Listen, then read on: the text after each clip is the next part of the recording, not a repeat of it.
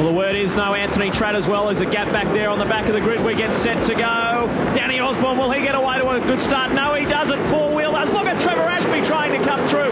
But all the while, it was Mike Emery in the Sabrec Commodore who got away to the best start. Ashby still trying to squeeze his way through. And it's Paul Wheel in the K&J Radiators Falcon right around the outside. The youngster takes the lead early on. Briggs is gone. Oh, he's got it. Bang! Oh. Looked like he was going to harpoon the side of Paul Wheel's car, and he certainly followed through. Another contact there with Briggs. Well, how about that? Osborne's gone as well. Well, Paul Wheel went straight into the lead, and Briggs was on the grass. He had no way of pulling that car up and just slammed right into the side of Paul Wheel. Don't understand what happened there. Mike Emery, after getting a great start, he really slowed down coming into that corner. Then all hell broke loose. Well, the Wheel camp aren't going to be happy because at Mallala they sustained some serious damage. They missed a couple of rounds, or they missed the Calder round.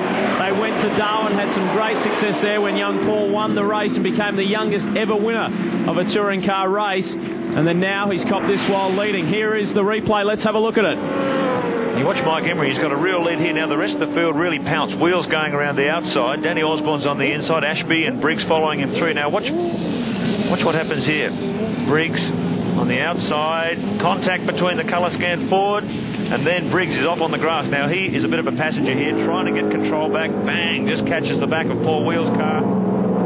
And it all happens so fast, doesn't it? Well, they were just going absolutely everywhere, and even more contact there between Briggs and Wheel. But this is a race leader at the moment. Lap 2 of 4, Mike Emery. So the order, Emery, Ashby now has recovered very well. The position he drew out of the hat yesterday was right back in the field, back in 5th position. So he's had a great start after the drama at the first corner. He's up behind Emery in 2nd position. Then it's Robert Smith, Mork, Shembry in 5th, Amazides in 6th, Smurden, Cotter, Nash, Donahan. He's back in 10th. Well, the great thing about the privateers, come on, look at Robert Smith out on the grass. He brings it back just in front of Richard Mork, saying the great thing about the Privateers Cup Sprint this year is we've had so much variety in terms of the winner. John Briggs has been the only driver to win it 3 times, but for the remainder of the time we've had Greg Crick, Heffernan, Mazira, Tratt, Rose, Wheel. We've had a variety of winners and it's been so good, and Emery looks like continuing that tradition.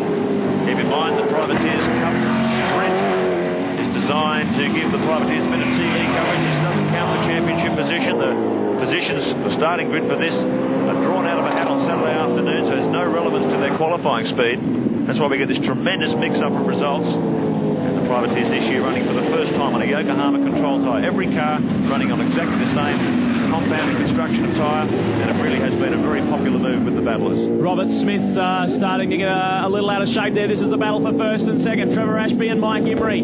Keep your eyes on the 2nd place car. You would be putting your money on Trevor Ashby at the moment. No disrespect to Mike Emery, but Trevor Ashby and his partner Steve Reed are well in contention to be the top privateer for 1998, and Trevor's looking for a way through. Emery's doing very well though in the Sabrec entry to hold him out and maintain that lead. Look at Trevor looking for every possible way past. Well, Trevor really loves this place. This is the Lansvale Smash Repairs ICI Auto Colours team's local track. In fact, they spent a lot of time here. The car engineered by Wally Story, a famous, very well-known engineer. And Trevor sneaks through on the outside of Mike Emery very, very quickly. I think Emery might have some problems with that car. Very strange the way he came into that first corner now. It looks like he's really opened the door to Ashby there as well. We'll find out. 1 lap to go. Emery still hanging on in 2nd position. And it's Smith, Mork, Shembry, Amazides, Smurden. Back there in 7th, Nash, Donahan and Cotter rounds out the 10. Yeah, the positions back for the Miners have still stayed the same, haven't they? A good battle between Smith, Mork and Shembry. Just coming into screen now, those 3. And it's Trevor Ashby. Now, this will be a first for Trevor as well, because he had in 1998, he hasn't won a Privateers Cup Sprint. He's finished on top of the podium as leading privateer of the day.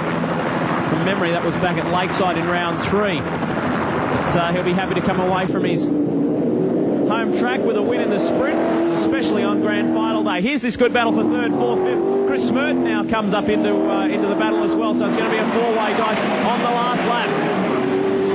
Yeah, Smurden in the computer fleet car. Oh, gets out on the rough stuff, just manages to pull it back onto the circuit. Getting a little bit untidy, Richard Mork, and that's allowed the other guys to sneak through. Smurden in there too. So a great battle for the minor position. Shembry in the gearbox Commodore. So the order now, Ashby, Emery, Smith, Mork, Shembry, Amazides, Smurt moving up the order. Well, it's frantic for the minor placings on the way home. The checker flag is out.